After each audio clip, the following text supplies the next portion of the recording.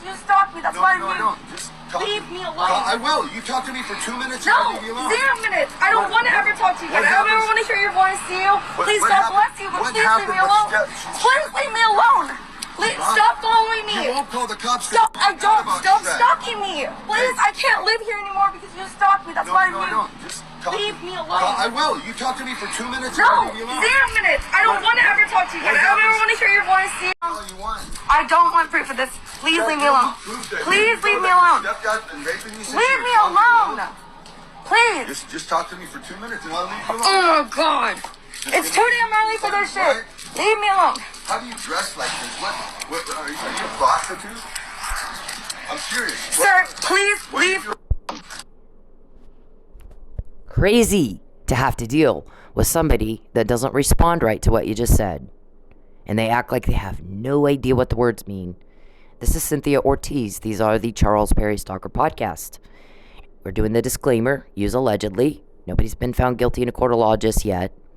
Apply the but-for standard. But-for Mr. Perry doing that kind of crap to me, we wouldn't document the stalking like the National Stalker Victims Resource Center tells you to do. And use the reasonable, prudent individual standard. Does that look reasonable and prudent for this guy to act like that? Was he asked about her clothes? No. No one cares what he thinks about her clothes. He wasn't asked. Nor were you asked, Perry, what you think and what you want and what you need. What were you told? Do you understand words? I don't like you. You repulse me. You don't move twice, uproot your child, change your life completely, sue 4 times. The first time I didn't ask for money. I just wanted a protective order. That's not what you do if you like somebody. That's a little clue. You're being rejected. You're not all there, are you?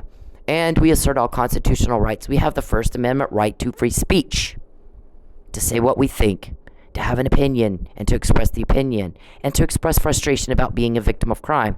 We can have the right to have a normal reaction to an abnormal situation. Mr. Perry does not have the right to peep, to hack, to clone my phone, to cause jam-ups in my computers, to cause, today he's threatening me. We found a gun. Did ya? It's not my gun. I've never shot a gun. You know that, or you wouldn't have sent your guy Mickey James in to tell me, I do firearms instructions. I've signed a letter of discretion. Let's go shoot at the range. And I'm like, yeah, because you need my fingerprints on a gun you want to plant, because Mr. Perry keeps threatening this second false arrest. Like you did the first one. Yeah, you're caught on that already. We're constantly saying that we already know. We've already said this. We've already talked about it. We have the First Amendment right to do that. We have the 14th Amendment right to equal protection of all the laws. Witness tampering. Title 18 of the United States Code, 1512 and 1513 are to be applied right here, right now. It is illegal to coerce. All the coercion laws. All the I'm going to cause duress and make you lie. Those laws, victims, violence against women laws, domestic violence laws, anti-stalking, anti-hacking, anti-voyeurism laws, and get the fuck out of my private financial business, because there are privacy laws. Those apply to me too. Misogynist. Gender discrimination is as bad as racism, and it is illegal. You don't have the right to me. You don't have the right to peep and hack and cause problems and drama and act like everybody owes us a lie. No, actually they don't. You know what you are to do? Comply with the law. Act as a reasonable, prudent individual. Go fucking work. And leave me the hell alone. I've said it over and over and over and over. You have police on you. They got me a Fabian puzzle. They didn't ask your permission. It wasn't up to you, was it? Every time you get told on, and I'm quoting y'all, who has the actual recording? Who in law enforcement has that actual recording? When we got it, wasn't up to you. Mr. Perry needs to act like he understands what's being said to him. I don't want you. I don't care what you think. Didn't ask you. I told you to leave me the fuck alone.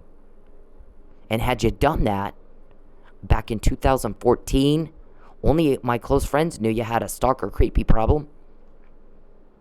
You wouldn't be in a jam up right now. demanding a lie. Your attorney can email me the lie. I'm happy to hold a press conference and read off your lie. But you're not fooling anybody. It's the other way around, sir. So he's typing the threat. We have a gun. Do you have a gun? Okay. Guess what? I've never had a gun. And you know that. If you didn't know that, you wouldn't have sent Mickey in to ask me to go shoot so you could get my fingerprints on a gun, would ya? You don't have to plant evidence if there's an actual crime. You'll just find the evidence that's already there, like we've done on your crime. We've done it very fucking well, too, by the way. When you have a crime, a real crime, the evidence is going to say it. The evidence tells us a story of here's what happened. You have to plant the evidence. You're making up a story, and it's a lie, and it's more perjury, and it's more fraud. And you are big on the fraud. Never seen anybody commit so much fraud. And you get told on and told. We heard this one was Calvin's idea. How do we even know Calvin? Who is Calvin to you, Charles? I actually don't know Calvin. I've never met him. But we hear him talking in the police recordings. That's how I got his name. Guess what other names came up? Blankenship and Desiree. Never met those people that I know of. As far as I know, I don't know who the hell those two people are, but their names keep coming up. I'm not going to disclose exactly how that came up. They were talked about. I didn't hear them talking. I heard them talked about more than once. Mr. Perry, you are going to have to shut up. Really.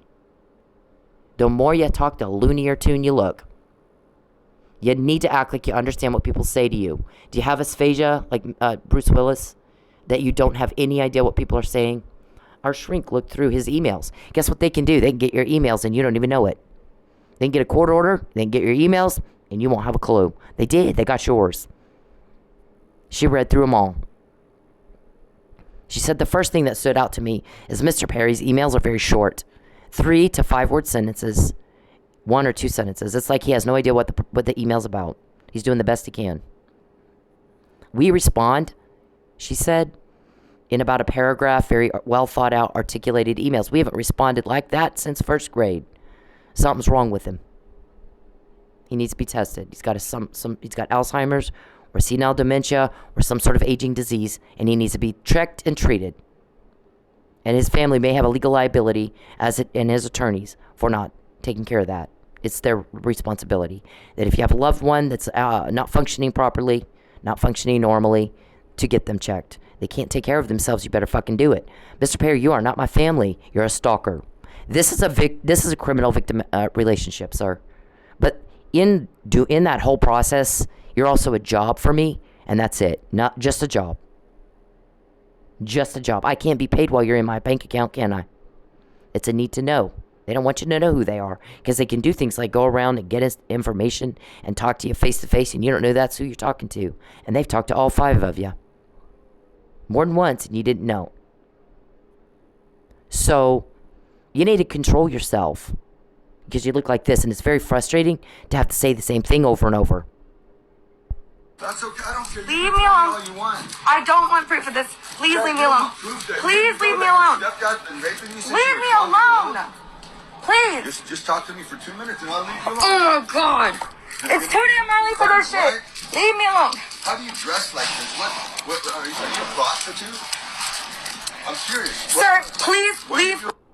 That's a... Was he asked about what he thought about her clothes? No. No one cares what he thinks. He's a weirdo. He's a Looney Tune. No one gives a fuck what he thinks. He's told to leave her alone. Rape culture. It's rape. Watching me in the privacy of my home against my will, sir, is rape. You have been billed $1,000 a day, plus $2,000 a day for doing it without my consent, and you're going to pay it one way or the other.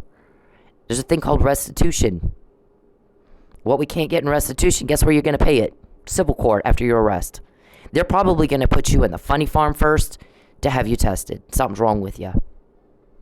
If you act like you don't have any idea what the hell people are saying to you, and maybe you too, Calvin, you've been caught too, and you're still going at it. When you go at me, you get caught. There's a bunch of cause and effect here that our shrink is like, these guys aren't all there. They need to be all of them need to be tested. None of them are acting like they understand a fucking thing you say.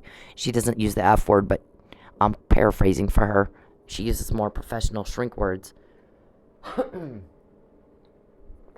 But she said, there's a couple of things that most of us never have to be told, not even one time.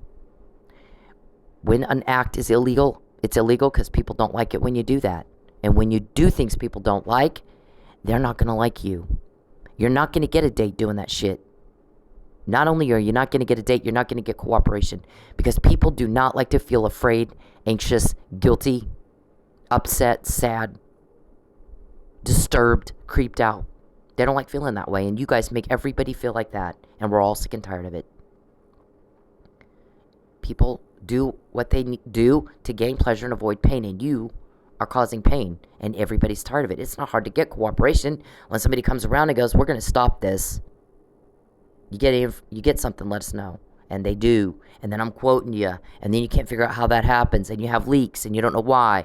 You have leaks because everybody's sick and tired of y'all. All of you, Calvin. You're being stopped. That is society saying we don't tolerate that kind of conduct in this civilized society. You be civilized or you go to jail. You put people in harm's way. You cause a loss. You break the law. People aren't going to like you. They're not going to help you. They're going to do what they can do to put a stop to your bullshit. And you're seeing that every time you try to hurt me. And you can't put that cause and effect together 12 years into this. And you think the shrink isn't questioning your sanity? Maybe you need to be checked. You got something wrong with you. We don't have to be told this, Mr. Perry. And you do. Every day. Not only do you not get a date being a peep and Tom and a troublemaker and a drama queen, you don't even get cooperation, sir. Do you not understand what people say? You're a coward, hiding behind a computer, causing problems and drama, and everybody's sick and tired of it. And it's building up and building up and building up and building up, and you're caught. When you fuck with me, you're caught. When you go at me, you're caught, Calvin. It's different with me. It didn't occur to you there might be a reason for that? It's because you're a job. That's it. And I've done a hell of a job with this. You guys have put me through hell. Homeless. No lights. No food. Nothing. Starve her into a lie. Starve her into a fucking lie. Email me the lie, Perry, and I'll read it to the media. That's called grand larceny with intent to coerce, interference with contracts and commerce with intent to coerce. How many are those? How many charges, counts are those? Wow. Our guy is like, it's going to take his attorney 6 years just to read through all this. But that's the way we do it. We do it very carefully, and we're going to pile it on. They're not getting out of this one. It's going to take them a while to go through and try to get these dismissed. It's going to cost them a shit ton of money, too. What they should have done is leave you alone. That's what normal people do, Perry. They don't act like him. Leave me alone. I don't care what you want. I'm going to break the law anyway. That's what he just said. Does that make sense to anybody that's normal? No. You have been threatening me with a gun since Caitlin Arquette. In 2017. You were recorded telling Fabian I'm going to find a way to put her back in jail, and she's not getting out this time unless she's with me. You need to give up. And I've said this before, Perry. It's not the first time I'm repeating myself again. Everybody knows you want a second false arrest. You need a smear campaign. You've tried 7 different ways to do that. You got caught on all 7.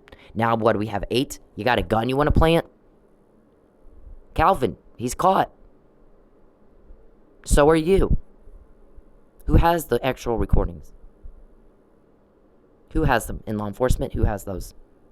I mean, you want to know how I'm quoting you? How do I know your name, Calvin? Because you're on recordings from that police have. Fabian Puzzle. Who got that to me in jail? Wasn't up to y'all, was it? This isn't either. What I said is leave me the fuck alone. Charles, you are an accountant. It is tax time. Why the hell aren't you busy doing taxes? Did you forget how to add and subtract too? I mean, how many times were y'all caught before you met me, and how many after? Do y'all know how to add and subtract? Or are you so loony-toony you can't even do that anymore? Do you have Alzheimer's, senile dementia, or aphasia? Or what is it that you have? You need treatment. Alzheimer's, by the way, will kill you dead. It's the same as a heart attack. It's just a slower death. You still need medication, and you clearly don't have any. Perry's family needs to take care of his medical care or his attorney, and they're neglecting it, so they have a legal liability as well, and I've said that too. All of this stuff has been said over and over and over. And what we said on Caitlin Arquette is you collected my cigarette butts from my work. I texted the waitress about it, and that was put on the docket. You collected my gum from my work. Same thing. But you know what? Caitlin Arquette was killed like in 1980-something, so like, I don't know, 30, 40 years ago. I never met Caitlin. I met her mom when she wrote a book, after she wrote a book about Caitlin's murder in Albuquerque. She was shot in the head going down Loma Street. They have the person that did it, Perry. I didn't do that. Didn't know Caitlin. I was 18. I just got my own apartment. I didn't have a TV. My sister and I had we didn't have a TV. We didn't watch the news. We're 18. We're just right out of the baby bird nest, flying around, going, ooh, we're out with our friends. We're trying to figure out how to live life. Had our first jobs, had our first, out on our own. The last thing we didn't give a shit about the news. I didn't know anything about it until I met a friend. I went on a date, and the guy had the book Who Killed My Daughter laying on his coffee table. He told me about it. And then a month or two after that, I met Lois Duncan at a writers' conference. That was Caitlin's mom. She was a good friend of mine until she died in 2016. So what I've said is, back then I didn't smoke yet. And when I first started smoking, I smoked a whole different brand than what I smoke now. The gum that I chew now, that he collected from my work to plant it as that crime, they didn't even make it then. That gum wasn't even being made yet. He's collecting my clothes from my work. Those clothes weren't made then either. So all the stuff that you wanted to plant, they didn't even make it then. I didn't smoke then when she was killed. And the incidentals on my hands would be much different now than they were then. You cut yourself, you scar, you whatever. So, and you wouldn't send Mickey James in to have me go shoot. Oh, you should go shoot with me. The guy flat said he worked for Perry. If you read his text, you can see he clearly does. I'll pull those up in a minute. He clearly worked for Mr. Perry, trying to get me to go shoot. I do firearms instruction for law enforcement. I'm a former retired DEA agent. They use me to train. Why don't we go shoot? Because we need your handprints on a gun so we can plant it. And Mr. Perry can get his second false arrest. Smear campaign. That means he's an innocent guy. Here's the thing, Mr. Perry. You're not getting it. When you are a violent offender, you can't stop yourself. You're going to continue to offend and offend and reoffend and reoffend and reoffend. And you have, and you will, and you are. You too, David. You too, Calvin. You guys are fucked up people. Only less than 1% of the population becomes a violent offender. 99% can do it normal. You can't keep up with everybody else. Fail, big fail. You wouldn't try to do all this shit to me if I weren't right on the money. You only try to make somebody fail if they're not succeeding. You only try to make somebody lie if they're telling the truth. And you're caught when you fuck with me. Calvin, I have your name. I have your name, bitch. Which law enforcement agency has the recordings with you talking? How I got your name when they called me and played me that for me. They got about 5 to 10 live feeds coming in all the time, 24/7. I don't type them all up. I don't have time. You have no idea what you're in, but you're in deep.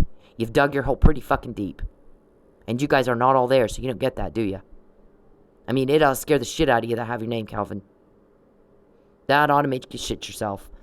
How did she get my name? You don't wonder about that? Who in law enforcement has the actual recording?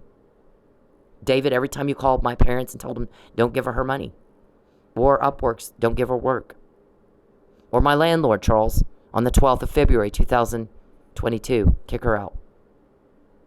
Who in law enforcement has that? They're about to put you in jail. We're glad. We're sick and tired of dealing with this. But first, they'll probably put you in the nut house and have you tested to find out what is making you nutty. You're nuttier than a fruitcake. So people reoffend. So when you put somebody like Officer Neely in jail who didn't do fuck, you're still out offending. He's not the bad guy. You are. You're still creating more victims. So over time, here's the thing about criminals. They're short-sighted. They don't think things through past today, right now. But guess what? Everyone else does. So we're thinking a year from now, 5 years from now, 10 years from now. Back in 2016, what did I tell you? You're not getting away with it this time. Did I? In March 2020, you come to me and offer me a bribe after I say Mike Neely was drugged, he didn't do it. And then in May, that was confirmed. First responders said, yeah, he was drugged. We treated him with Narcan. But I said it in March. The McNamara email was in October 2015. You carried it out in January 2016. And you're still trying to do the same thing, just different, same song, different verse. 7, 8 times now.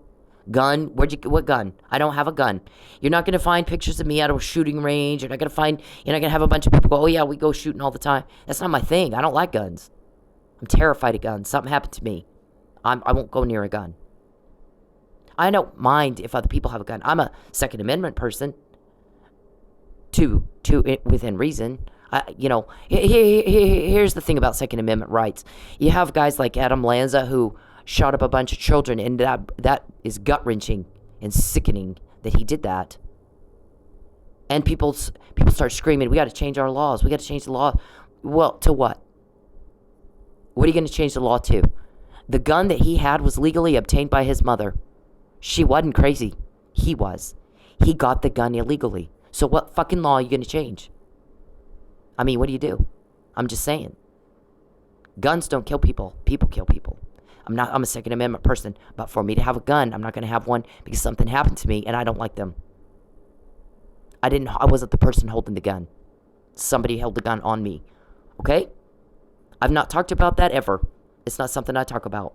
I'm talking about it now. I don't want to be asked about it again. It was very traumatic. I don't like guns. If I'm watching TV and I'm watching shooting, I can watch shooting. If the gun's pointed right at the TV, I have a hell of a time not barfing everywhere. It scares the shit out of me. It was a long time ago.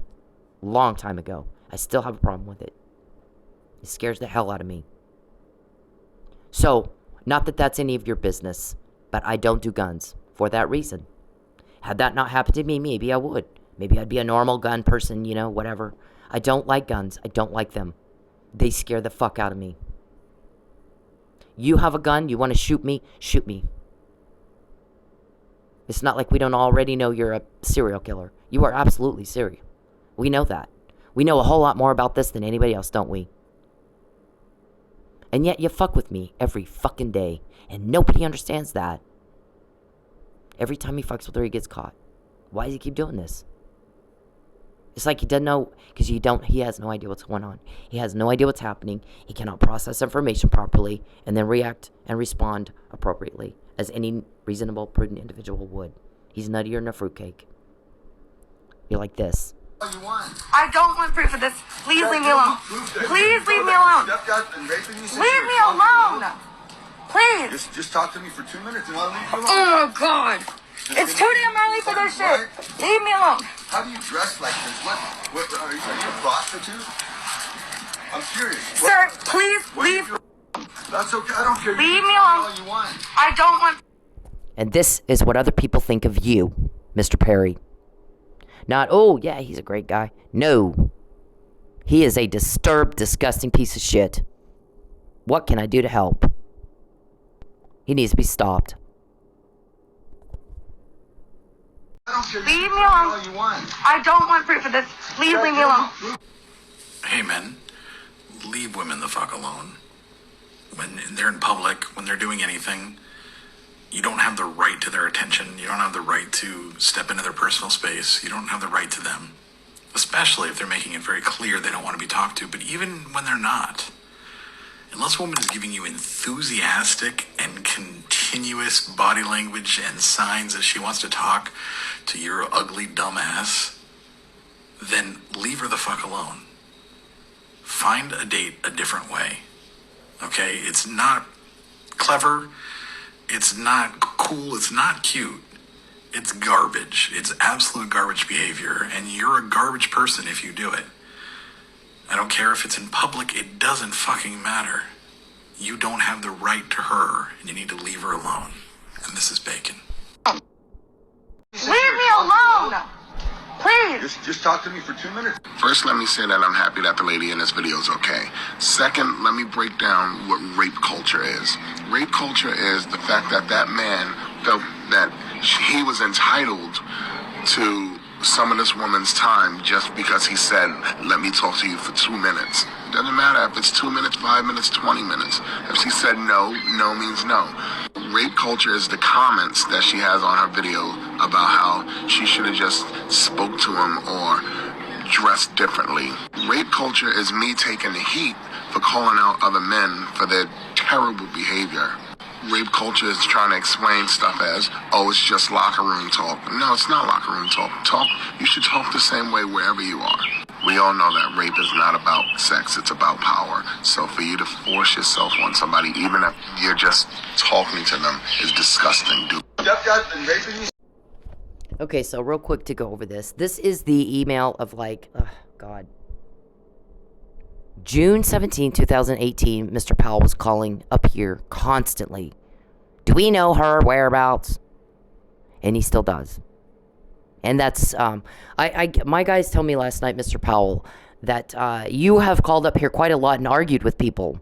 And then he said, I'm not going to tell you what they've said about it. What I'm going to tell you is what I think about it, because I'm sitting here listening to it. That motherfucker is a rude, arrogant son of a bitch. And he needs to stop calling and fighting with everybody in Oklahoma and just leave everybody alone. He's as bad as Charles. It is ridiculous. Demanding to know your whereabouts, demanding to know where you're at. And I guess he was recorded, I got to get her this. We don't know. They won't tell me what this is. Leave it on the porch. He said it's illegal. I'll tell you that. He's going to get nailed with that one too. But, I mean, these guys with the fraud in court and the perjury and we got to find her and we're going to harass her and on and on and on. I mean, you guys, when I sue, people are starting to notice that I'm never in court to show my evidence and the burden of proof is on me. Yeah, you love concealment of material facts in court. I don't know what the deal is with Judy Parker or Judge Kirkendall, but we know this, is that you were told, leave her alone. I can't rule out provocation and entrapment if you don't leave her the hell alone. And y'all took that to mean harass her more and just hope nobody finds out we did. It was us. But they did, we did. Because you're under investigation. Who in law enforcement has the actual recordings? Who actually has the recordings? Who got me the Fabian puzzle? Wasn't up to you, was it? So, we don't know what planet you live on. But he said, anyways, he goes, he wants to get you something. It's not legal. What he's complaining about now is, first of all, they had some plan in when you know, on the 18th of December when you were supposed to go see your family, that Manford police would arrest you. They worked on it for weeks. And they complained Charles and Dave got in her wallet and she couldn't afford to go. Fucked it all up. She likes Manford police. They wanted them to do it. They had this whole thing all set up to trap her, trick her. Yeah, and it didn't work out, did it? And then he said, Charles cut off all her money and increased the risk to her safety and well-being at her work, so she quit work at the club. We can't get to her there either. And then he's hacked her DoorDash, Uber Eats, and Grubhub apps.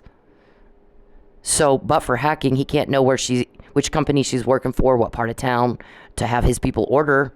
I got a buddy with a camera on his doorbell. I'll have him order from Chipotle. Well, she won't go to Chipotle because you fucked with her so much. She won't go there anymore. Or Chick-fil-A or the mall. Recording after recording after recording after recording. Who has them? You act like you think there's nothing there while you keep asking how I get that information. I don't even know what to say to that. Who got me the Fabian puzzle in jail? Wasn't up to you. And it's very specific to me. It's Fabian's name on that puzzle. No one else's. It's pretty specific to me. Who did that? Who has that kind of power? Calvin, how do I have your name? Who has that kind of power to get me that? Those guys are pissed at you right now. So they're telling me last night, Mr. Powell is pissed. He calls up and argues with everybody. He's argumentative. He's difficult to reason with. He's rude and he's arrogant. That's my opinion. I'm not repeating them. I'm saying I'm sitting here listening to it. That's my opinion. He needs to quit bothering people just as much as Charles does. Calvin too. We demand a lie. Which means I'm telling the truth, or you wouldn't demand a lie, would you? So I'm doing something right, or you wouldn't sit around trying to make me fail, try to cause problems for me. Something effective, huh? Anyways, he says Mr. Powell is was then talking about, well, he let's see, what else did he say? I can't remember. Oh, we got her kicked out of her house, and now I didn't know where she's at. Yeah, he threatened that for a long time, Mr. Powell. This you need to mind your own business, all of you. Get a life. I left 8 years ago. I left Lubbock 8 years ago. Only my close friends knew Mr. Perry had a mental problem. Because you don't stalk if you're not mentally something wrong with you. You leave people alone. You conduct yourself as all civilized society does. You don't become a violent offender. And so, I'm in criminal justice college. I have a 3.9 GPA, Mr. Powell. Everybody's like, she's very intelligent. And there would be no harm in letting her in court. They know that. You have by far out-resourced me. Money-wise and attorney-wise. By far. I've not been to law school. You've got 5 seasoned attorneys, not fresh out of law school. Seasoned. They've been at this a while. I've not had 1 day of law school. I went and bought books and studied myself, and I'm still barely, I barely know what the hell I'm doing. Barely. Maybe just enough to be dangerous. I don't know, but I shouldn't have to sue somebody to get you to leave me alone, should I? I didn't sue Tulsa Police. Tulsa Police gave a police report right over to a violent offender who then obstructed justice and caused me to lose my evidence of attempted murder. If you didn't poison me, you would have made sure I had a blood test and had a drama queen press conference and said, oh, see, we tested her blood. There was nothing in it. She lied. But you didn't do that. Instead, you made sure there was no test. Mr. Powell, you had no intention of going to trial because by law, as a prosecutor, you have a legal obligation to protect and preserve all the evidence, which you did nothing to do that. None of that. And now you want to call up here and demand to know where I am? You're as dangerous as Charles. And guess what? You got a bunch of cops sitting there listening to you call up here and give everybody a hard time and argue and not listen and not be reasonable. Commenting now on, I'm listening to this jackass. He's an arrogant asshole. He's very rude to them. He's starting fusses and fights up in Oklahoma. He shouldn't be calling up there at all. That's just my outside observation, listening to him talk. Yep. Somebody, I don't know. So this is filed with the docket, Mr. Powell. And then you had your attorney send me mail to my address. That's my actual address. That's why it's redacted. I use a protected address. After Rebecca Schaefer was murdered, her stalker hired a private investigator. Seems legit. Found her address through DMV records. Except he murdered her. And after that, they set up address confidentiality programs for people like Rebecca Schaefer. So we don't all end up dead. So you breached it. Where I live is not your business. You need to get a life. All of you. I got 5 stalkers. 6. Calvin has now joined the gang of stalkers. It's ridiculous. I've never seen anything like it in my life. You guys are the most bizarre bores I've ever met. Get off your asses and go work.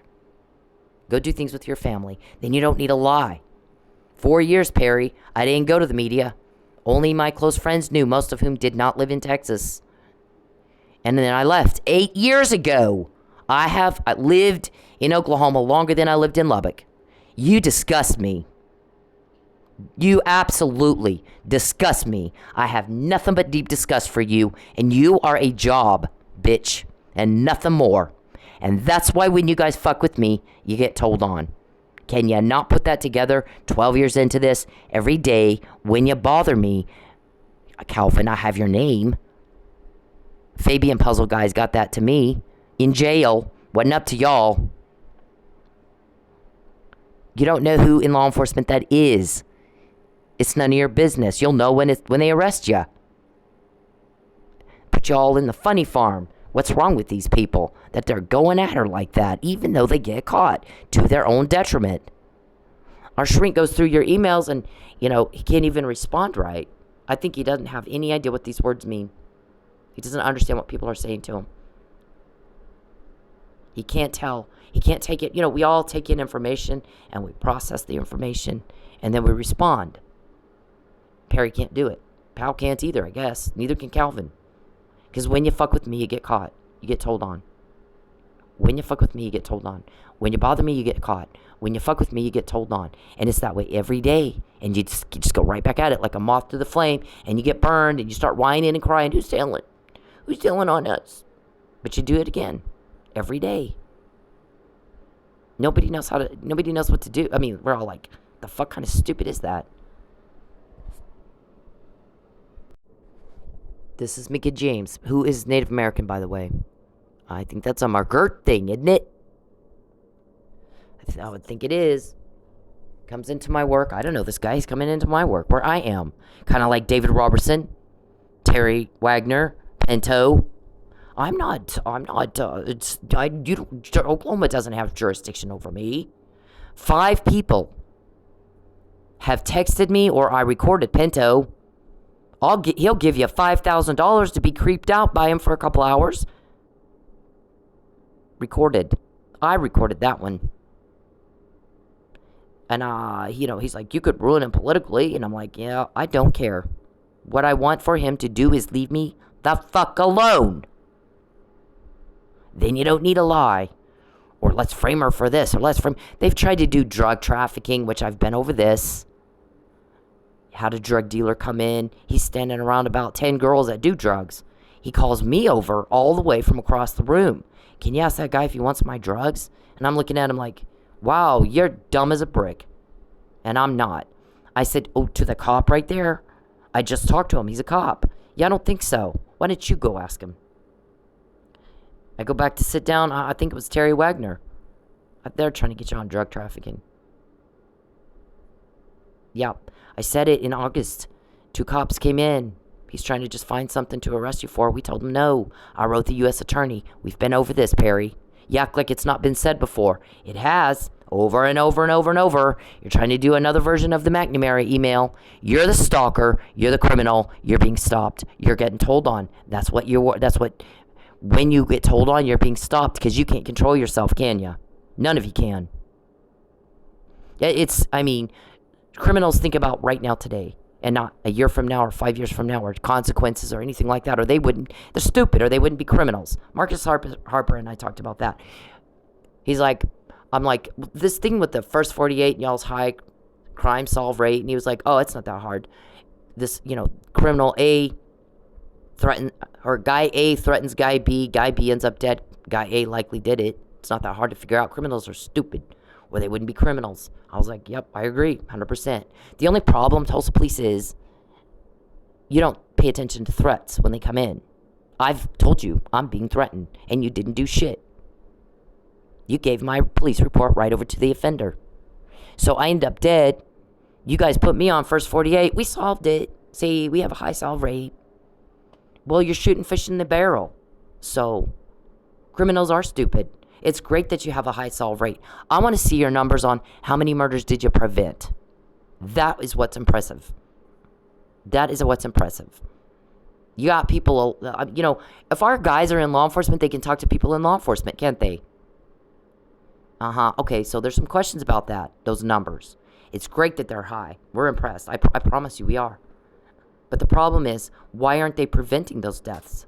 If they know of a threat, it goes in a drawer, or they do something stupid, send it right to the offender. What if I had died? What if they had killed me? They've tried more than once after I got back. What about Chief Miller? What about Michael Neely? Michael Neely didn't beat up anybody. He was drugged. The fight wasn't between Lucky and Mike. Why do you think Ty Buttram and Chief Ridley said, doesn't make any sense. They weren't fighting. They were best friends. We don't even understand this because that's not what happened. What happened is Charles Perry, David Robertson, Calvin, all those guys got together and decided they want to kill him. They think they're leaking.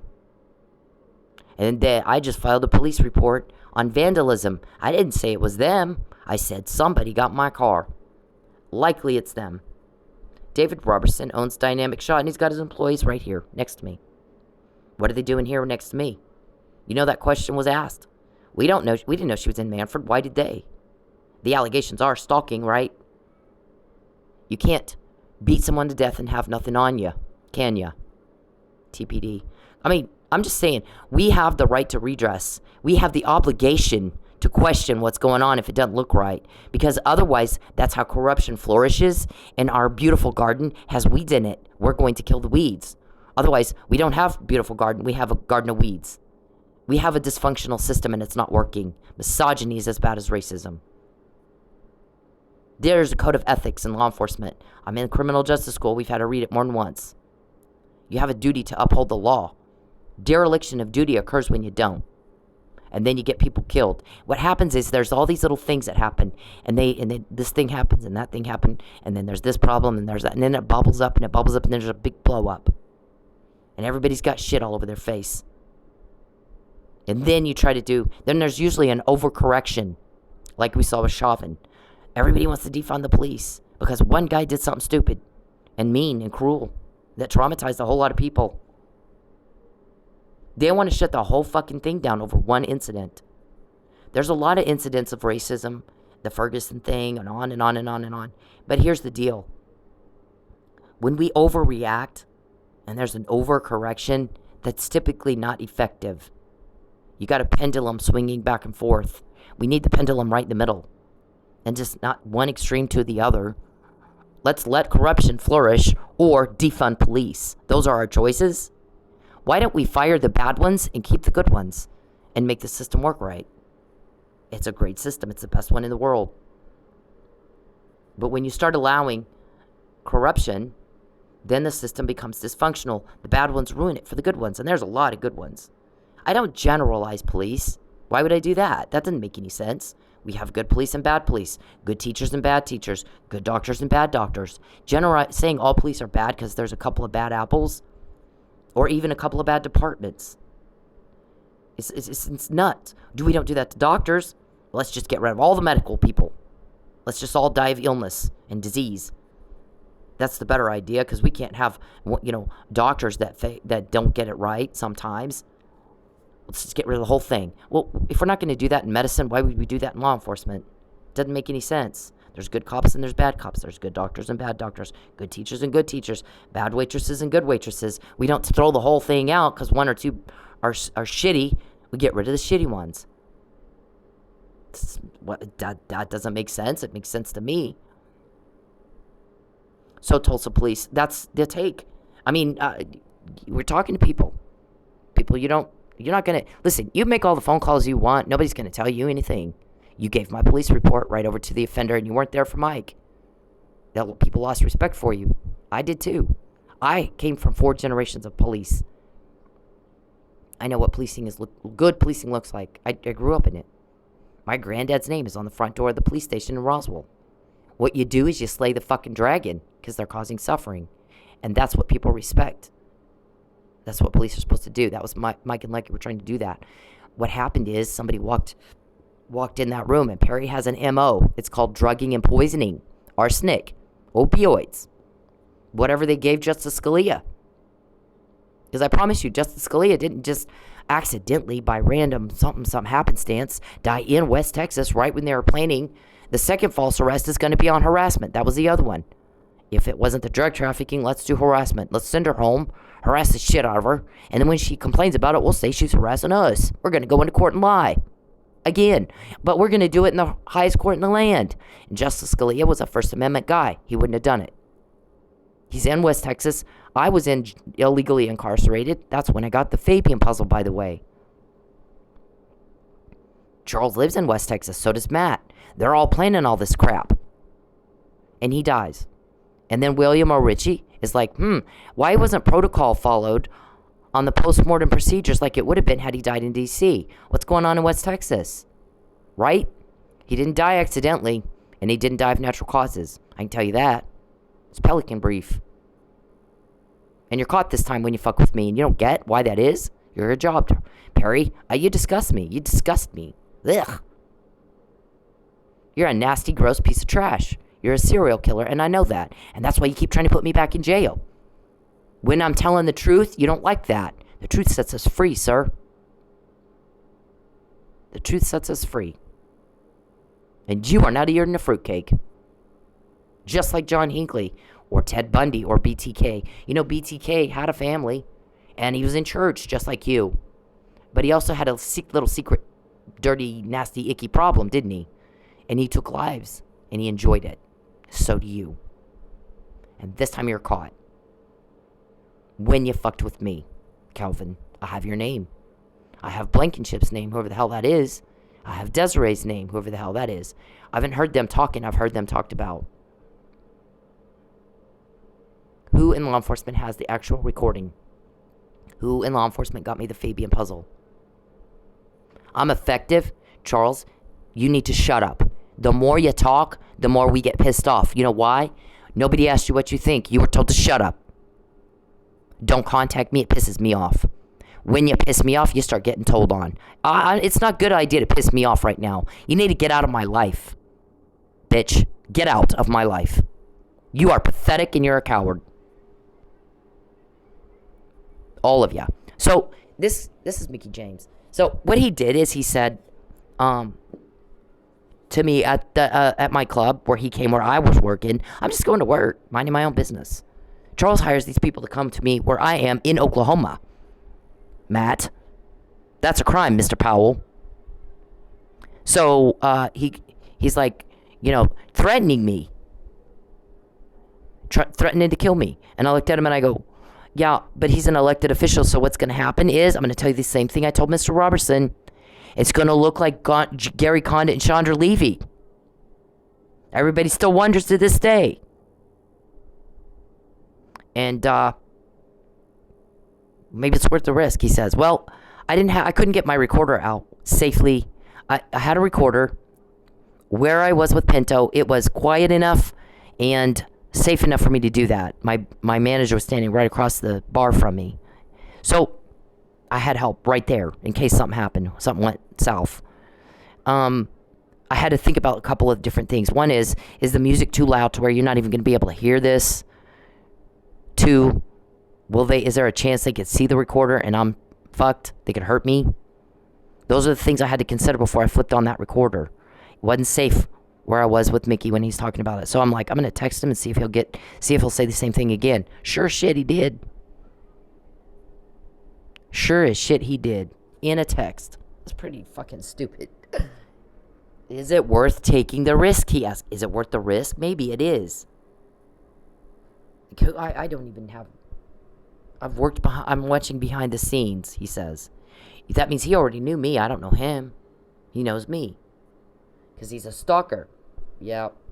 And then I think he says something... Now he's trying to talk me out of my lawsuit, just like Pinto did. How about you sleep with him for $5,000, be creeped out, and drop the lawsuit? Wow, okay. You're off your nut.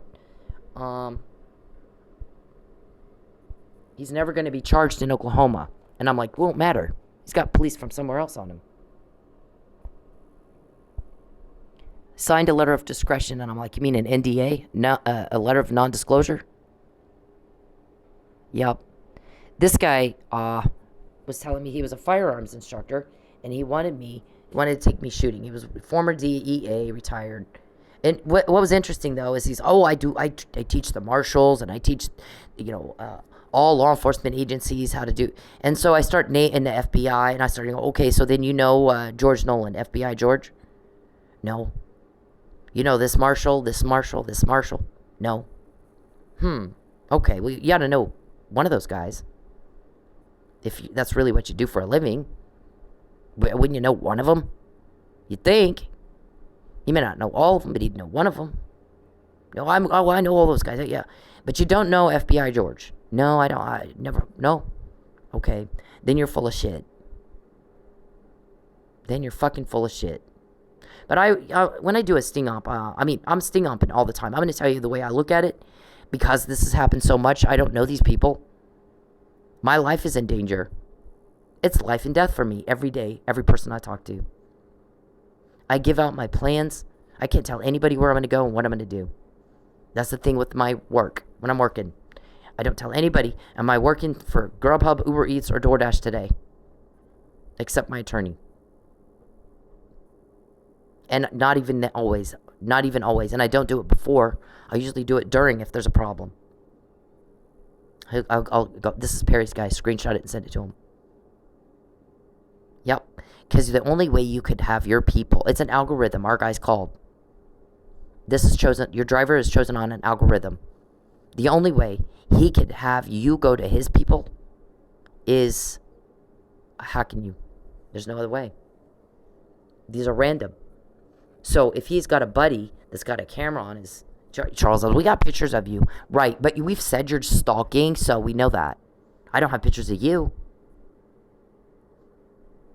I have no pictures of you. That doesn't mean the police don't, but I don't have them. I've not even seen them. So, this is ridiculous. This right here gives all the different stalkers and their texts and their all that shit. Hang on. This page here. Anybody can look at this, Perry, and see the buildup of evidence and crap against you that I've collected. Completely separate from anybody else. I collected it. When I meet somebody, I'm going to tell you right now, immediately, everybody's a bad guy until they're not. I'm in sting op mode 24/7. I don't have a choice. So I don't always react like, I'm angry or whatever. I know I'm talking to one of Perry's guys, and they're pissing me off, believe me. But I act like I don't know. I got to withhold what I know right now. And just try to get them talking. And that's what you had here. That's what you had with this guy. He'll take $5,000. He'll give you $5,000 if you'll drop the lawsuit and just be creeped out by him. You need to buy a date. Go to Vegas. I hear they're very discreet. I used to have a girlfriend that did that. She had a shit ton of money and she was very discreet. Look at that. Okay, 2 hours to be creeped out so you can make $5,000. What they did is they made sure I didn't make money all night long, thinking at the end of the night he's going to walk in and offer me that, and I'd be so broke I'd take it. Nope. Ew. I'm like, ew. Nasty. Fuck no. Fuck no. You and your canned food. Not that I wouldn't do it for millions. I wouldn't be in a room with you for millions. Not for millions. What I said, if you want to talk to me, waive your right to counsel. Call Ridley or Chief Ridley or Chief Franklin, and you set up a interview. And you're going to confess. Because I have a lot of questions about your MO. Your MO is poison. You like pills and poison. Somebody walked into Mike and Lucky's room and gave Mike opioids. It wasn't found in their personal belongings. Where'd they come from? They didn't get up and walk out of the room. Where'd they go? Somebody drugged him. Most of the time, you have guests in a room at your hotel. You're sitting on the bed and the guest is sitting in a chair. You're more comfortable in your own room to sit on the bed. So chances are very high he's sitting on the bed. They're drinking. They were found in their regular clothes. Lisa Neely said her husband got in his sweats when he was going to bed. He wasn't in his sweats. They were in their regular clothes. They had just been talking about the Epstein crime. That was videoed. It was part of the evidence. You're an Epstein-type criminal. You got your sex exploitation thing where our witness says you put cameras in women's homes when they don't know about it, and you broadcast them all over the dark web, and you're a sex sadist, so you cause them problems. They get fired. They lose money like me, lose their homes over and over and over. Landlords fucking refuse payment because you're paying them more to kick us out. Twice that happened to me. Once in Manford. So these guys are all... that's what the witness says. You sell all over the internet, all over the world, watch time. And these women, most of them don't know it. But I do. And that's different, and it didn't occur to you. There's a reason for that. Calvin, you're something, dude. You are something. So what happens is somebody gives Mike drugs, opioids specifically. He passes out. Lucky starts yelling at the guy, would you give him? Stop it. To the offender, Mike, asking if he's okay. He's passed out at this point. Hotel John comes up to the room and bangs on the door, wanting to know what's the yelling all about. The yelling was between Lucky and whoever gave Mike those drugs. The offender, the killer. What was the plan? You were going to drug both of them and Lucky caught you before you could get to him? Mike drank a little more. He drank a little faster. It affected him quicker. So Lucky's yelling. What'd you give him? They're fighting about it. Here comes Hotel John, knocks on the door. Lucky wouldn't open the door all the way. Nobody saw Mike, but I'll tell you one thing. You don't have an angry drunk about to beat someone to death who's dead quiet. And nobody heard a peep from Mike. Nobody saw him. Earlier, when Mike opened the door for Hotel John because they lost the remote to the TV, he opened the door so wide, the guy said, I saw Mike is being very friendly, talking to me, and I saw Lucky Miller laying on the bed next to the window. He saw both occupants of the room. Well, when he comes back, he said Lucky wouldn't open the door very wide, only wide enough to see his face. There was a bad guy standing behind him with a gun to his head, most likely telling him get rid of them. Get rid of John, the hotel security guy. Get rid of him. Mike's passed out already. That's why nobody heard a peep from him. Because if it was really between Lucky and Mike, you would have heard peep. There would have been some yelling. He shuts the door with his left hand. The bathroom is directly behind him. He's then subdued and pulled over to the right and back against the wall next to that bed in the confined space he's found in and beat to death and strangled. He was not, if Mike and Lucky were fighting, Chief Miller would have been found slumped over, not laying face up in a very, very small confined space like he was put there, not fell. And then they throw Mike on top of him and leave, thinking both of them are dead or dying. And Mike has not a mark on him. And you can't be in a fight and not look like you were in a fight. Can't be done. He doesn't have superpowers. So your MO is poison. You tried to give me arsenic. I'm telling everybody I'm fucking throwing up. They're putting shit in my drinks. He's sending his guys in. I'll buy you a drink. I'm from Florida. They were all from out of state. Oh, I'm from Florida. Or I'm from, Kansas. Or I'm from Missouri. One guy, I took a sip and immediately got a really bad screaming headache. Metal taste in my mouth.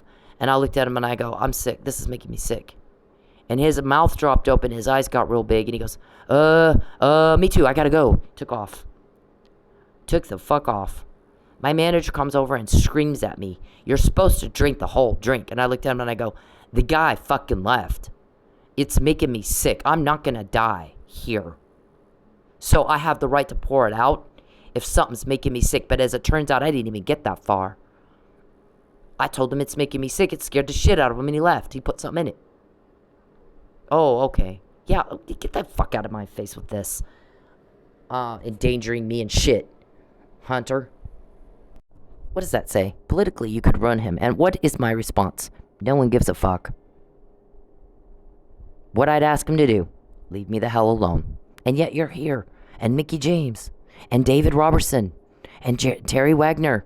And then Terry Wagner did the whole jewelry scale. Well, let's get her on stolen jewelry. Terry, give her some jewelry from the auction that your wife, brought home that didn't sell. And we'll starve her to death. And then when she's so hungry, she gets desperate and takes it to a pawn shop. We'll say she's in possession of stolen jewelry. So we hear that recording. Who in law enforcement has that? I take a picture of that jewelry. They take it to their guy. And he looks at it and he goes, this is Walmart shit. It's not worth $10. A pawn shop won't take it. So I don't think, whatever jewelry they were going to have her do that with, I don't think they'd given it to her yet. I cut Terry off. I quit talking to him at that point.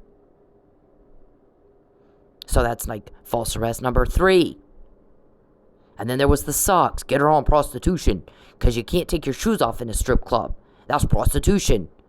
I don't know who came up with that law, but you literally, there is some law that if you take your shoes off in a strip club and walk across the floor like your feet are hurting, a lot of girls do that because their feet are hurting, Mr. Perry. sleeping with somebody for sex. There's no money exchanged, first of all. You're walking across the fucking floor. And so Perry, you know, like I said, he's always tried to find something. He's got to find a way to false arrest me. So I gave a lot of lap dances to a lot of fucking cops. And so I would ask them, what's the deal with the shoes? Well, I don't know, but there's a law in the books. Guess what? It's really not enforced because it's ridiculous. But you're not supposed to have... And by the way, pay attention to what happened to Stormy Daniel, Perry. You're stupid. You're fucking stupid. Look at what happened with Stormy Daniel. You're that pathetic. So you're walking across the floor because your feet hurt. Or you want to do a lap dance and you want to stand up in part of the lap dance and you don't want to poke a hole in the furniture. By the way, when you're standing up, you're really not touching the customer most of the time. You're standing up. So there's no sex happening. There's no money for sex.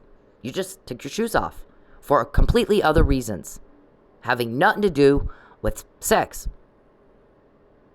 Everybody's got their pants up. So what's the deal? Well, you just need to keep your feet covered. So I always had socks on my feet. A lot of other girls didn't. At every fucking club where I've worked, they take their shoes off so they don't poke a hole in the furniture or their feet are hurting. Those shoes are tall, big, they hurt. And it has nothing to do with sex. Perry needs a lie. So he tried to do that. So I'd ask those cops, what do you do? Well, keep your feet covered and you're fine.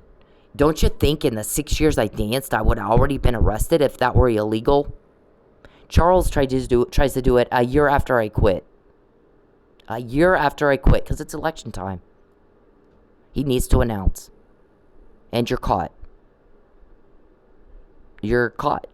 No one cares what you think, because you're loonier than it gets. You're just some crazy ranting Neil. And everybody's sick and tired of hearing it. You need to shut up. Get off your ass and go work. You're fucking lazy. You're a turnoff. You're a pervert. Get off your ass. Quit sitting behind your computer like a little coward pussy and go work. And stop bothering me. And then you won't need a lie. Sir. You need to shut up. Nobody asked you what you think. It's just more crazy ranting from a crazy man that doesn't make sense to normal people. So that's the other thing they tried. Let's get her on prostitution. She takes her shoes off. And I have socks on because I asked, what do you do? But just keep your feet covered. Your feet have to be covered. That's the main thing. It's there's a lot of ambiguity in that law. It is a stupid law. And we don't really enforce it. Look at all these other girls walking around with no shoes on. That wear socks. They'd have to selectively target you just to smear you. I mean, this has been talked about, Mr. Perry. Those two came in August 2015. He wants us to just find something, so be careful. I wrote the U.S. attorney. Write that down. This has all been said before. We have to repeat ourselves. You got a retardation problem, mental retardation problem. It's very concerning for everybody that you never respond right to what's said.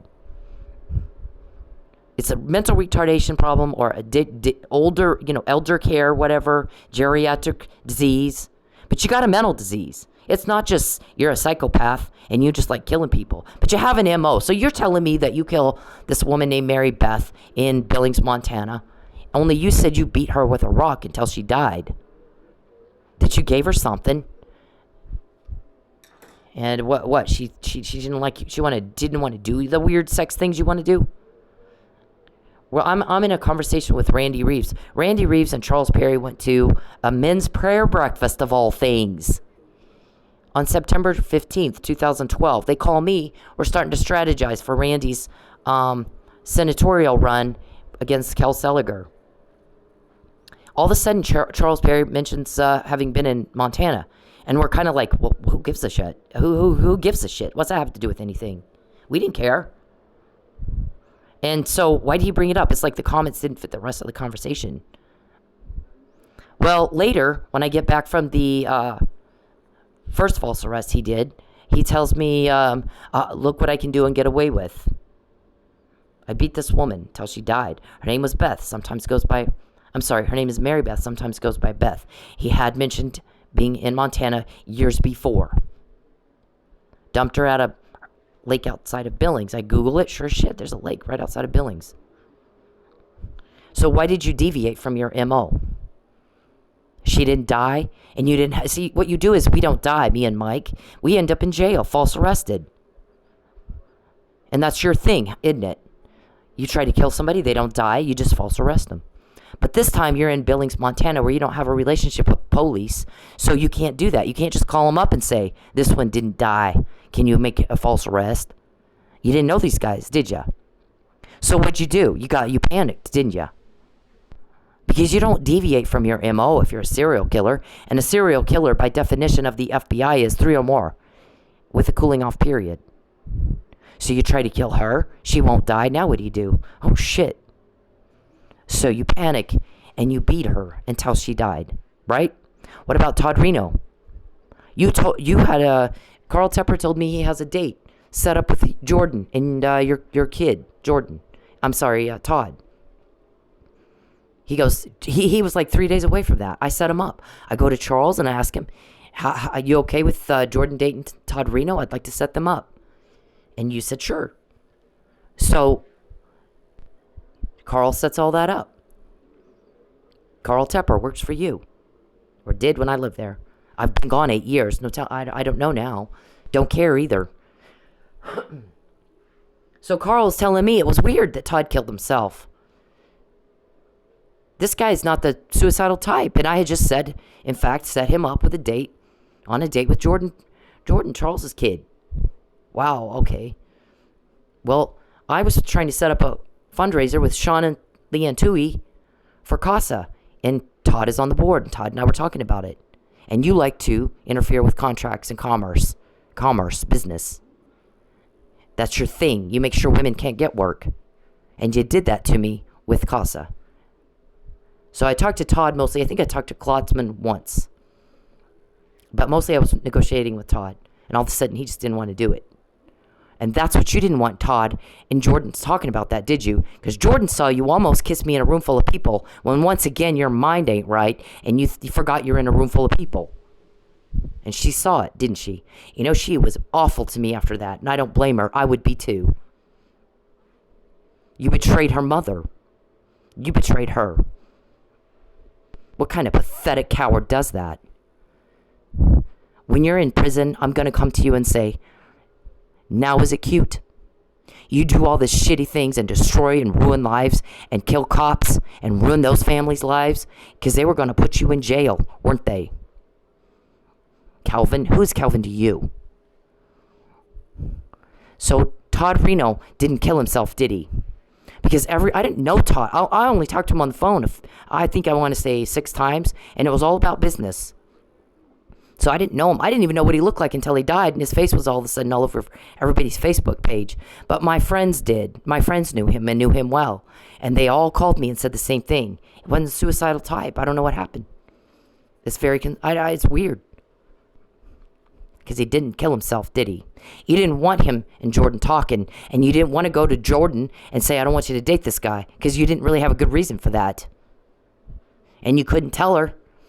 I'm ruining I got a victim of my stalking crime that he knows about, and I can't have y'all comparing notes. So, we'll just get rid of Todd. What about David Nielsen's accident? Was it an accident? What about Steve Jones's accident? Was that an accident? Serial killers don't deviate from their MO. But you guys have a little, creepster club. So, it's more than just one serial killer. Right? Organized crime, isn't that kind of what they do? You're caught when you fuck with me. So when you're in prison, I'm going to come ask you, now is it cute? You guys sit around and you think you're cute. Doing all this shit to people and ruining lives. And killing people. You think you're hot shots. Now do you think that? Because I promise you that's what's going to happen here. But first you're going to go to the nut house and get evaluated. Because there's something wrong with you.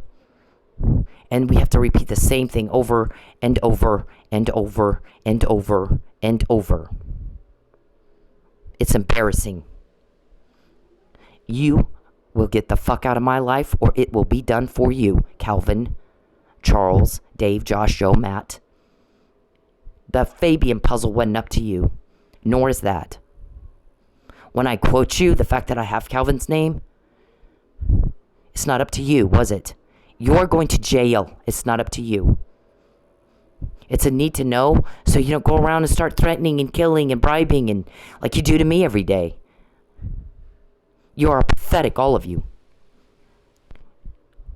All of you. Now, I've told you to leave me the hell alone. And when you don't, you get caught. You get told on. And it's piled up and piled up and piled up and piled up. To where now, I've done a hell of a job here. Everything's a sting up. Everyone's a bad guy until they're not. Everything's a sting up. All the time. Because my life depends on it. And if I get one thing wrong, if I don't catch somebody breathed at the wrong place or paused a little too long, if I don't catch every little thing, it could cost me my life. And I've been doing this for 12 years. Every day, Matt. And I'm fucking good at it too, by the way. Fucking good at it. This, Mr. Powell, was not a deposition so much as it was a sting-up. And you know what I was trying to do? Link this to you. We're going to send her home and harass the fuck out of her and call the cops up there or other people, find out her whereabouts and send her mail and creep her out and break the law. So, and then claim she's harassing us, which you did do. And you planned it while I'm illegally incarcerated for the first one where you're not bothering to get my evidence, Matt. Brady violations like a motherfucker. So, I want to link these two to you guys. Because when I do that, then we can continue to confirm you killed Lucky. And you tried to kill Mike. And you suborned perjury in Mike's trial. He shouldn't be in jail. Had I testified, he wouldn't be. Concealment of a material fact is perjury. Mr. Powell, you got a crackerjack box law degree, don't you? We make fun of you all the time. Mr. Powell with his crackerjack, he can't even fucking... So, this... Mr. Perry, shut up. Listen to me. Get out of my computer. He types in my computer when I'm doing these because he's a peeping Tom. Can't get a real date. And he acts like it's like, I don't care what you think. Get out of my computer. So when I scream and yell, shut up, Charles, he'll stop. These are recordings. These aren't live. This isn't a conversation. Shut the hell up. Nobody cares what a Looney Tune thinks. Don't ask you. Do you see us going down to the mental hospital and asking all those people what they think? No. The woman that's wallowing around on the floor for 5 hours trying to start a fire, anybody go ask her, what do you think? No.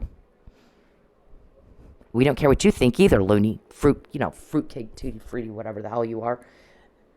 John Hinckley Jr., nutty. So this is, and unfortunately there's mentally ill who are not dangerous. And then there's mentally ill people who are, like John Hinckley Jr. and the man who killed Rebecca Schaefer and Mr. Hyde in Albuquerque, who killed 5 people, 2 of them police. At least he felt like something was wrong. He did go and ask for help. He was turned away. So, okay, so this, Mr. Powell, is I'm trying to link them to y'all because I know y'all killed my Chief Miller and framed Mike, tried to kill him. He's an officer down in need of an assist. And so me being homeless and no electricity and all that shit, I'm fine with it. I'm fine with it. It's worse for Mike, however bad it is for me. And then I can say, they did it. Look what they're doing to me to try to make me lie. That's my punishment. That's witness tampering. That means I'm right, or they wouldn't do that. It's my great honor. It's just what you do. If you're in law enforcement and you're in a gun battle, all those police know they got an officer down, he's bleeding to death, they got to get him out of there. They're going to find a way to do it as safely as possible, but they're going to go in and get him out. They're not going to leave him there to die. If they can at all, if they can safely, even, you guys create the diversion, you shoot off over here, and that way I'll go in this way and I'll get him out. Just like that. We've all seen it. Bank of America robbery in LA long time ago. You got to take care of your people. It's preserving life. You don't show depraved indifference, do you? Look at Kyle. You guys have a thing about that. Kyle Carruth, shoots a man who came to pick up his kid, and then just stands there and screams at everybody how you shouldn't be here. He should be here. He came to pick up his kid. And you're not doing CPR, Kyle. And that man was unarmed. And didn't threaten anything but a lawsuit. Yep, that's kind of y'all's way. You guys are not pro-life. I don't care what you say. If you're pro-life, you want to save a life. You don't want to kill. So I'm trying to link the corruption over to Mike and the murder, first-degree murder of a police officer. And I did it right here, Mr. Powell. Because what I did is I did indicate that I knew Mike was drugged before you guys confirmed that in your deposition with first responders. But I didn't give any more information than that. I'm waiting for them to ask me. Because if they're not involved with you, and you hadn't talked to them and told them to suborn perjury, they would have asked me how, who, and they didn't. They didn't ask who. How'd you know that? Who told you that? At which time I would have said, Mr. Perry's under a police investigation. They told me that. But they didn't ask, and I'm not going to volunteer that up. I'm doing a sting op, Mr. Powell. And I'm good at it. I don't have a choice. It's life and death for me. The wrong answer to the wrong person, or I miss a pause that shouldn't be, or I miss a breath. Somebody takes a breath, or moves this way when they should move that, or says this when they should say that. If I miss it, I'm dead. They'll kill me. You need to understand, my life's in danger, and it's life and death for me. Charles, shut up! Get out of my computer, please. Didn't ask you what you think. Please stop hacking me. I'm not talking to you. This is a podcast for everybody, for the court records. It's not a conversation. Will you please shut up? You have got to start responding properly to what people say to you. No one cares what you think. You weren't asked. Shut the hell up. This is, God. He starts typing in my phone. Yeah, you're dead. Okay, duly noted, in my computer. Duly noted, you just made another death threat. I dare ya. Yeah, nobody will suspect a thing. So but I am in danger. But not as much when I say that. Not as much when I say that. My granddad taught me that. When I was a little kid, if you're in a park and somebody comes up behind you and tries to kidnap you, scream. Even if they say, I have a gun to your head, I'll kill you if you make a noise. Make a fucking noise. Because what'll happen is, it'll likely draw attention and they'll run away. If nothing else, it'll draw attention and we can get a plate. Otherwise, if you don't say anything and nobody sees anything, you're gone and we don't know where the hell you are. So right now, I'm making a noise. You're threatening death, false arrest, income and property loss. Same as you have been every fucking day for 12 years. Get off my back. You're caught. You need to get out of my life. You're caught when you fuck with me. You don't listen to what people say, do you? I'm repeating it. I've said this. So you need to be in the butterfly net. Okay, so this, Mr. Powell, it was established is that you got all their questions are about emails and harassment and shit. Mr. Mitchell said, I got a whole bunch of emails from you. I can't read through all of them. And I'm like, yeah, no, you got 5. You know how I know that? All 5 had evidence attached to it. After I'd already talked to him in a text and told him I'm a witness. I can help. I know exactly what happened. Your client's innocent. He didn't do shit. You can't kill somebody when you're asleep. So I've sent him 5 emails now with evidence attached, and I said to him, I think in the last one, I'm not going to send you any more. I don't want to bog you down with emails. So what I'm going to do instead is set up a Dropbox for you, and I'm going to put the evidence in the Dropbox file. So it wasn't more than 5. But you told him to say that, didn't you? Because you tried to make your harassment case. You already lied in 2 civil court cases. So you did plan it. Now you can't say we didn't plan it. You did. And I have those harassment emails going way the fuck back. I'll show them here in a minute. So this is what I can do, Powell. Yep, you need to wake up. This is my work product here. Anyone can see it. There's 5 different people. And I go over Mike's case, too. And all the shit that went wrong in that. And there's Justice Scalia.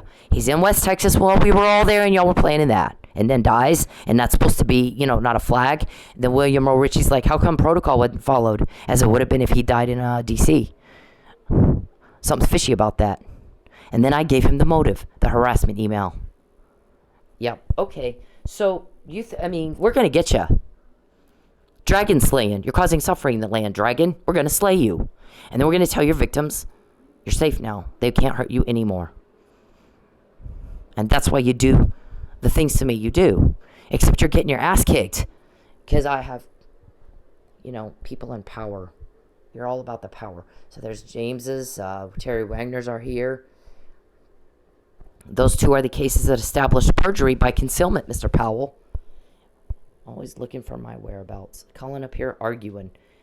That one establishes a lot. I've done this. I'm not going to go over it again. But, it's here. Everybody, it's here. Sometimes we add something to it if something new comes up. You have all this is the documenting, like the... Shit. This is all the documenting as things happen. The blog. If you go on there and Google second false arrest, it has a search engine. You can search up the blogs. You're going to see shit going back to like 2016 and 17. Every day it's something. I'm going to try this, and then you get caught. Well, okay, we'll try this. And you're famously, we'll create a panacea, and then wait till the dust settles and try again. Except now we don't just have one recording of it. We got like hundreds. Ringtone Richard. Got to get a ringtone. Get a shoe print. We were trying to frame her for this crime that this girl did that looks similar to Cynthia, but she's a lot heavier. And her hair's darker and her skin's darker. We got to get Cynthia to tan. And we got to find out what color hair color she uses so we can get this girl to dye her hair. So we can frame Cindy with it. Now there's a gun. I'm terrified by guns. I don't shoot. I don't. Never have. Somebody did something to me it's a long time ago. Long time ago. I don't know, 40 years ago maybe? 30 years ago? I don't touch guns. I don't do it. I can watch people on TV shooting unless the gun is like pointed at the TV, like it's pointed at you. Have a hell of a time with it, and I've tried really hard to overcome that. And just look at it and not get scared and not get panicky. But it's hard for me. And you sit there and watch me in my house, you gotta know that. You gotta fucking know that. You had somebody ask me about it one time, and I wouldn't talk to him about it. I don't normally talk about that, and I'm not going to talk about it again after this. So, you with your Alzheimer's, and we got to repeat everything for you. Write it down, because I'm not going to discuss that one again. You and your gun. Good God. Okay, these two, Mr. Powell, you need to watch them if you're going to be, astute. Even just astute. Instead of having some little, crackerjack box law degree, whatever you have.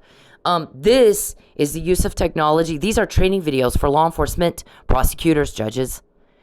The use of technology to stalk, like they use my Uber Eats, DoorDash, and Grubhub apps to, get her up on the freeway so we can have her, pulled over or run off the road or whatever the plan of the day is. It's different all the time, isn't it? Yeah. Okay, and then connecting the dots. TPD, watch that, please. Listen, I'm not sure. I didn't come up here to pick a fight with you, and I'm going to tell you something else about that police report getting handed over to the offender, violent offender. I have kept my mouth shut largely and not said a whole lot about that for 7 years now. That happened in 2016. I've not asked, and you haven't seen me down there pounding on the desk of your internal affairs. I want that guy's name. I want to know who did that to me. Have you seen me do that? I didn't even say anything really until recently. Do you know why all of a sudden that's a problem? And I'm still not asking for a name. Because we have a dead police officer, Chief Miller. And his kids think he was killed in a drunken brawl. And he was not. He was killed in the line of duty. And you guys can Sherlock that fucking case better than me. So can law enforcement all over the country who might be looking into something in their jurisdiction. And they're not going to tell you because now nobody trusts you. You know why? Because you gave cop family a police report to the offender. That's a problem. Now nobody trusts you. You weren't there for Mike Neely, cop family. Now nobody trusts you. And one of our guys was told that. The guy said, if they call me, I'm going to put them on hold and go to lunch. Because we don't do that to cop family. We don't. If they'll throw your own under the bus, they'll do it to anybody. Now, if they bring me something I don't trust, it's legit. And that's sad because I didn't want to think that about Tulsa police. But you can't miss it. You can see it. Something's wrong. And you can't have a beautiful garden if you have weeds in your garden and you don't pull them. And just go around going, oh, we don't have weeds in our garden. We don't have, but you do, and you need to pull them. I didn't demand justice. Who did that to me? I'm telling people somebody did that to me and they shouldn't have. But I've not made a big deal out of who is that person and give me their name and I'm going to do something. I'm going to sue that guy. Nope. Have I? Not done it in 7 years, have I? But I did say I'm going to out-cop you. Well, I just showed you my work product. I did. I've out-copped you. We're getting it done in spite of whatever it is you're not doing. And, these people are bad people. And they need to be stopped. And every time I'm quoting y'all, and you go, how'd you find out? How'd you know that? That you're being stopped. How do I have Calvin's name? I have Calvin's name. So what the hell is it, you think you guys are doing, Perry? This Tulsa Police, we need a threat management risk, whatever it is, like LAPD has threat management unit, and they need to be trained on stalking, because then maybe we won't have so many murders in Tulsa. We have a lot in the, in the bad part of town. Why? Have you done some community policing up there? Have you had like an event? I think I did a school project. We had a teams class or something. It's been a little bit, but I said, let's have a hoops for hope type deal where we got 4-man basketball teams. We got 2 cops hooked up with 2 citizens, and you have, it's like nobody's in uniform, nobody's on the, go have fun with the people that live there and get to know them and let them get to know you. Everybody has the same problems. We all have family problems. We all have, kid problems. We all have problems. We have divorce. Police get divorced. Everybody has problems. But the thing is the people in those neighborhoods don't know how to handle them properly. And so they handle them the wrong way and they end up in jail, or somebody ends up dead, and now you got a murder. What you can do is start building relationships and hooking them up with people in our community that help educate. You got business owners up in that area of town that need to hire somebody, and you got a kid that needs a fucking job. Hook them up together at this event. It's an all-day picnic thing, all-day tournament. And you're playing basketball and you're just people. You're just Tulsans. It's not the us versus them thing. And then they'll start talking to you and they'll start opening up to you. And then you might have information to prevent a death and a murder.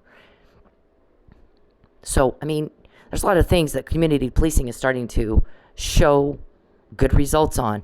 And a lot of people don't know how to fucking do life. They don't know. I danced with some of them. I danced with girls, I can't tell you how many. My mom was on meth. I raised myself. Men came through our house like, she changed guys like underwear. Or my stepdad raped me. I had one girl that I danced with, her stepdad raped her. And she was on the streets at age 11. Can you imagine? I can't. Thank God I didn't grow up like that.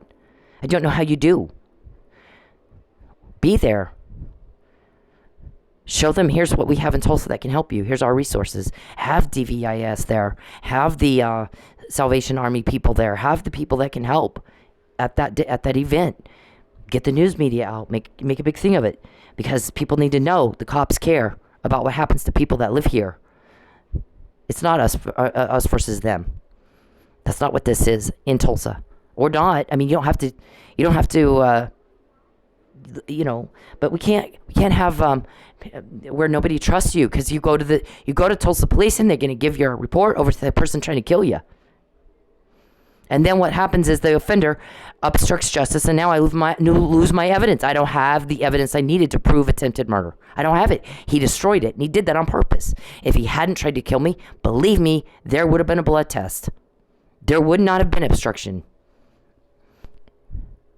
I come from police. Imagine the standard of my in my head of what police are supposed to do. And we have now a dead Lucky and a almost dead framed Mike. And we have to get Mike home. We have no choice. He's a man down in need of an assist. And I've lost my ass trying to help that guy. I don't know him. I stood and talked to him for half an hour. He came into my work with Lucky the night they came in and talked, and Lucky was asking me about a forged marriage license and shit. But I walked up to them, and Mike introduced himself, shook my hand, and went to the bathroom. I sat and talked with Lucky. I got called on stage. I went on stage. Mike came back, and they left, and that was it. And then he came and took my report. Him and Officer Gibson, and I don't know him. But I know this, you don't leave your people behind. You don't do it. So for me to lose my home and all that shit, whatever, I'll get it back. But what I'm doing is proving my case with what they're doing to me. You don't tamper with a witness who's lying. You only demand a lie from someone who's telling the truth. Charles, send your fucking lie to me through email to have your attorney do it, and I'm happy to read it to the media for you. But you're caught, dumbass. And you're caught every time you go at me. And you don't get that. And nobody understands. Why the fuck don't you get that? And we have to repeat the same thing over and over and over. And you never respond right to what's just said. It's like you have no idea what those words mean. We're tired of it, dude. We're sick and tired of you. We're so tired of you. And we're sick and tired of hearing it. You need to shut up. We don't want to hear it. Nobody cares what you think. What did we ask you to do? Shut the fuck up and get off me. And go away. And don't bother us anymore. In March 2020, here's what I said when you first started doing that. You got caught on poisoning Mike, and then you had a second murder thing planned. Again, poison. We're going to plan. We think we got a hitman that can kill Cynthia, and it won't be linked to us. Everything's all, how can we figure out a way to kill her or false arrest her or cause a car accident or property or income loss that it's not linked to us. Those recordings are somewhere. Who has them? Calvin. So, who got me the Fabian puzzle in jail? Answer those questions or get out of my face. And I promise you can make all the phone calls you want to make. Nobody's going to tell you shit because you're dangerous. You kill cops. So, and nobody trusts Tulsa police because they gave my police report right to the offender and they weren't there for Mike. People don't trust you. I wish that was different. Nobody wanted that. Nobody wanted that. So Perry tells me, Perry plans this thing. We're going to have her go to work and we're going to fake up a medical emergency. And then we're going to go, she's going to help. And we're going to tell her the guy's got a virus. And that if she doesn't take this shot, she'll die. It's actually strychnine. It'll kill her dead. And then we'll tell her family and we'll tell the media, oh, she died of an unfortunate allergic reaction while trying to assist somebody. And that way it'll be, they'll be okay with it. Yeah, except I'm dead. It's murder in the first degree. After they get caught on that, and Perry starts offering a bribe again. What did I tell you? I don't want your money for a bribe. I'm not gonna do your byline thing. Here's what I'm gonna tell you. You owe me legitimate money. You're gonna get Fabian and Tristan up here so we can talk, and you're gonna butt out. You're gonna get Michael home to his family. You're gonna give my legitimately owed money back to me. And you're going to get the fuck out of my life and I never hear from you again. And you're going to get Sensations full of paying customers because you ran everybody off. And you're going to leave us all the fuck alone. Or we're going to keep working at this until you're in jail. Well, we would do that anyway if you keep going at me. If you keep going at me. Right? As far as I'm concerned, I'm not speaking for those cops. I'm speaking for me. They're going to go at you no matter what. I could ask for mercy or not. That doesn't mean you'll get it. But I don't want your byline money. I want the money you owe me legit. And I'm not going to lie for you. And I want you to get my family. I want you to fix what you broke. And you said no. So you kept going at it and kept going. Now we have a whole bunch more. Because you're just not all there. It's embarrassing. That is evidence of premeditation. First of all, you're witness tampering, and you know it because you got the subpoena right here. You're a witness in Mike Neely's case, and I know it. Here's the order, court order. And how'd you know we had to? You start fishing for information. How'd you know we had to talk him into going over to Florida? We had this whole murder planned. We had to talk him into going. He wasn't going to do it. And what other victims are talking, right? Who are the other victims? Who was talking? Is that what you really wanted to know? Yeah. That is pictures. You know, you always have people come up where I live and take pictures. And these were other people that saw it, and they were disturbed by it. Huh? That's my police report right here. Because Mr. Robertson was threatening me and admitted to arsenic poisoning isn't in a text. Right there. Are you giving me arsenic? Yeah. And then later, oh, that yes was a response to something else. No, it wasn't. Because there's all these other texts to support that you were threatening to kill me. Let your life fade away. What? I can't promise it will end without death and destruction. What? Because we're going to kill you. You said that was the first thing out of his mouth. I work for Charles Perry. You're going to recant your claims or I'm going to put you in the lake. Yeah, I don't think you will. I don't think you will. Okay, so we'll arsenic poison you because that's Charles's MO, poison. It makes it difficult to tell there was a murder, much less that he did it. Except when you get old and you don't understand what people are saying to you and you can't remember. You already got caught on that about 5 times, about 20 times, about 12 times. You got caught on it, Mr. Perry. We already know. We're going to do it anyway. Okay, then when you get old and you act like that, then you start getting caught. And that's where you're at right now. That's where you're at right now. Especially when you go at me. I come from police. 4 generations, sir. 4 generations, Perry. So this is the police report that never should have gotten into the hands of the offender who then obstructed justice because it's dated the 21st. I never talked to a cop. I filed it with a desk clerk. We're going to assign a detective and then they'll call you and take the report. And then there's this. I didn't even get that chance. Filing a false police report. What? Wait a minute. In retaliation for a public servant doing his job. First of all, I didn't care. He didn't legislate in Oklahoma. I left Lubbock 8 years ago. And at this point, it was like 2 years. I was gone. You never mattered to me. I had a lifetime in politics. I didn't do Texas legislation. I didn't care what you thought. You didn't matter. To me, you were irrelevant. I did federal government reform, not state. I did some state in New Mexico after, like in 2012 or 13. Nothing in Texas. You're a Texas legislator. And stalking women is not what you do to pass a law in Texas. Other reason everybody thinks you are mentally ill. That you're not able to understand what your duties are as a legislator, nor is Matt Powell. So now there's some questions about his mental status as well. Because he did this. He's the prosecutor. Charles can't do that without a prosecutor. So everybody's thinking, well, these guys are mentally ill if they don't know what Charles Perry's duties are as a legislator. It's not stalking women. So we have, and there is no conversation about any political thing at all anywhere, because there wasn't one. I didn't do Texas legislation, didn't need Charles for anything. He's the new guy. I'd been in it all my life. I had 100 people I could call if I needed something, and he's the new guy. Why would I call him? I'm going to call the people I'm already working with. Okay, so there was nothing political about it. I'd left to get away from a stalker. Right? So Perry and Powell and Burson, all their mental status is in question in that they don't know how to define legislative duties. Second of all, false police report means all the evidence was properly collected. It was examined by a forensic pathologist or a forensic person or a detective or all. And then a determination made that it was false. None of that happened because some doofus at TPD gave the report right to them, and that's when I got a call back asking for the evidence on the 15th. I'm already in jail. You obstructed justice, and Mr. Powell didn't preserve the evidence, and that's a Brady violation, Powell. Right, and then you did the same thing to Mike Neely. He's drugged. He's not tested until he gets to the hospital.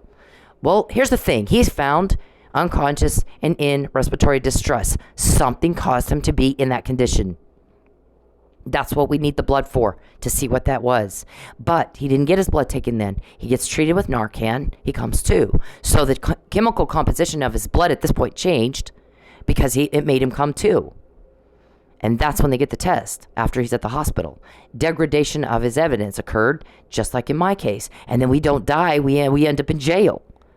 And you suborn perjury. And we all want you in jail now. That's what we're working so hard for.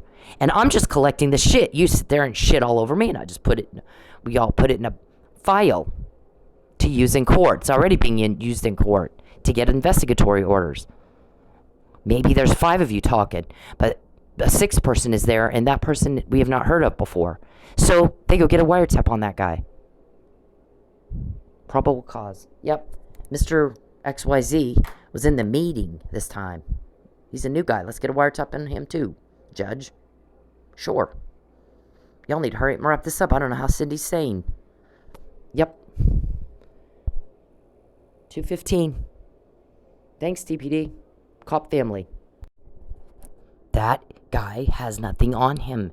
If you're in a fight, you're going to look like you were in a fight. His hands will look like Chief Miller's face, and they don't. The arrest report said the only thing he had on him was a red, swollen right hand. Oh, gee, well, there's an IV in it. Might that be why it's red and swollen? And a busted lip, because when Hotel John comes in and finds him, he pulls him off Lucky and throws him face first into the floor. So, second event. Where's the evidence? I don't go by what people say. I look at evidence. I know how to read evidence. I was raised by 4 generations of police. I know how to read it. That evidence says he didn't do it. So this is your MO, poisoning. Right? Like President Snow. President Snow. What's the preferred weapon of a snake? Poison. Mr. Perry, will you please shut up? Did we ask you what you think? Do you understand what people say to you? You gotta start acting like you understand what people are saying to you. Didn't ask you what you think. I don't care. I told you to shut up and get out of my life. And when you don't, you get told on more. And it's like, never have you seen it before. And you have no control over yourself, do you? But you're about to go visit the butterfly net people, okay? We're all sick of dealing with you and repeating ourselves. See that? The guys that got me that, and it went up to you. Me is you. You're selfish little butt-in. You weren't invited. You're not a guest. You're an intruder little butt-in, nosy body Bertha. Nobody cares what you think. You weren't asked. You're just some crazy ranting man. Crazy ranting some more. We all have to hear it until we finally get you locked up and you're gone. That's what everybody wants. People are praying for that. We need one thing. Meantime, we're going to collect all the shit you give me. You guys are like the gift that keeps on giving. You can't stop yourselves, can you? Perry has absolutely no self-control. None. It's embarrassing, actually. Very embarrassing. So they got this puzzle to me. Boo and sadness. Sad. Indicate the fear and sadness you cause. Boo is a private joke between one of those cops and myself. You know nothing about that. You're excluded. They have power. I've known them all my life, pretty much.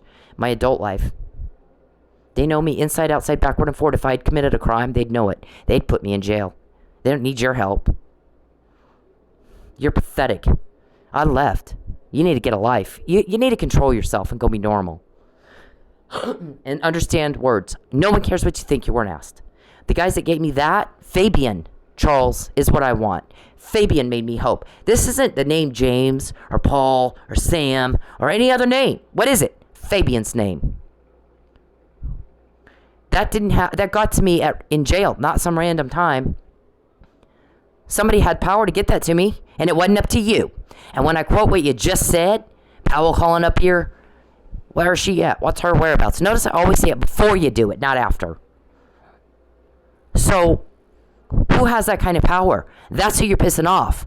You don't want to piss us off right now. And you don't seem to get that. It is funny as fuck. Here's your shovel. Dig away. Boy, he does. What did I tell you to do? Give it back and get the fuck out. And I'll ask for mercy. But they don't have to give it to you. And I don't have to ask. I'm telling you I will. But they don't have to give it to you. And you need to know that. They sure shit won't show you it. And they're going to throw the book at you. How many times have you contacted somebody and broke the privacy laws and all that? Anyways, what I'm saying to you is you've done a lot of bad things for a very long time to a whole lot of people. And you got everybody mad at you. People don't like it when you do what you do. And that's why it's illegal. And that's why everybody doesn't do it. And you ought to be able to put that together by yourself. The repeat is driving us nuts. You give it back and you get out. And that includes Mike Neely going home to his family. I'll ask for mercy. But again, they don't have to give it to you. They don't. They for sure won't give it to you if you don't make amends. And what that means, look at the AA definition of making amends. You stop it. You stop. You control yourself. You get off your fat, lazy, perverted ass. You turn off, piece of shit, and you go work. And you go do things with your family. And you make sure people in Lubbock see you out and about in Lubbock with your family. Because you look pathetic. And you have no alibi. And you need one. And I want to know, you want to talk to me, set it up with TPD. Waive your right to counsel, though. I won't talk to you if you haven't done that. And then you can explain to me why the variation in your MO. What happened with Mary Beth? She didn't die, and you couldn't just call up Billings PD and go, oh, I need you to arrange a false arrest of this one because I fucked it up and she didn't die. You panicked and you went into a frenzy, didn't you? I want to know what's the variation. I want to know if I'm right. Just like that. I want to know if I'm right. So, you want to confess, confess. You want to explain it, explain it. But I won't do it unless it's down at the police department and you've waived your right to counsel. Okay? Otherwise, no one cares what you think. You weren't asked. You were asked to shut up and go away. Listen to the words and respond like a reasonable, prudent person and not like a whack job. Because we're sick of hearing it.